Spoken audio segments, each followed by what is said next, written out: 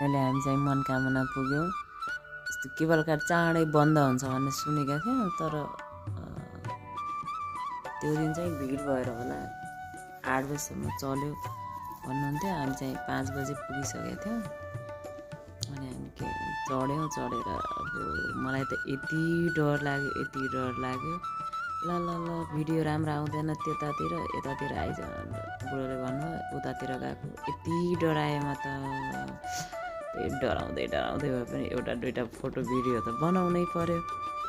पछाडि फर्केर हेर्न पनि सकेको थिएन। अरू चाहिँ कोही डराउनु भएन।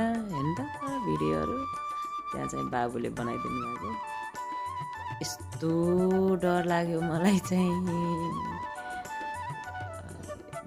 जति डर लागे पनि फोटो भिडियो चाहिँ बनाउन पर्यो। पहिलो अनुभव हो नि त मेरो। बाबु पनि डराएको छैन, फेरि सानो पुन्टु पनि। यस्तो रमाइलो राम्रो हुँदैछ, तर म चाहिँ अलि डराउने रहेछु कि यस्तो माथि जाँदा। पछाडि चाहिँ फर्केर हेर्न पनि सकेन। त्यही पनि फोटो भिडियो चाहिँ जसरी भए पनि बनाउँछु भनेर अनि बनाएँ। डराइ भए पनि छोरी बुढो चाहिँ एउटा नडराउने के एउटा पनि नै। अनि हामी चाहिँ फाइनली आइपुग्यौँ। साथीहरू अर्कोमा आउनुभएको साथीहरू पनि आइपुग्नु भयो। अनि यहाँबाट हामी निस्केर अब रुम खोज्नेतिर लाग्यौँ। हामी अब रुम खोज्ने बस्ने अनि भोलि बिहान चाहिँ पूजा गर्ने। अहिले चाहिँ हामी पहिला चाहिँ रुम खोज्ने हिँड्दैछौँ। यताउता त्यहाँ कस्तो भिड थियो आज चाहिँ। यति भिड थियो कि रुम पाउनै गाह्रो भयो हामीलाई। 2 घन्टा 3 घन्टा लाग्यो रुम खोज्न। अहिले हामी चाहिँ मनकामना पुग्यौँ। यस्तो केबल कार चाँडै बन्द हुन्छ भन्ने सुनेका थियौँ, तर त्यो दिन चाहिँ भिड भएर होला 8 बजीसम्म चल्यो भन्नुहुन्थ्यो। हामी चाहिँ 5 बजी पुगिसकेका थियौँ।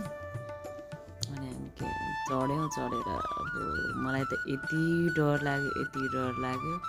ल भिडियो राम्रो आउँदैन त्यतातिर, यतातिर आइज बुढोले भन्नुभयो। उतातिर गएको यति डराएँ म त।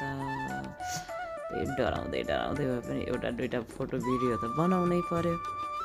पछाडि फर्केर हेर्न पनि सकेको थिएन। अरू चाहिँ कोही डराउनु भएन। हेर्नु त भिडियोहरू त्यहाँ चाहिँ बाबुले बनाइदिनु भएको। यस्तो डर लाग्यो मलाई चाहिँ। जति डर लागे पनि फोटो भिडियो चाहिँ बनाउन पर्यो। पहिलो अनुभव हो नि त मेरो। बाबु पनि डराएको छैन, फेरि सानो पुन्टु पनि।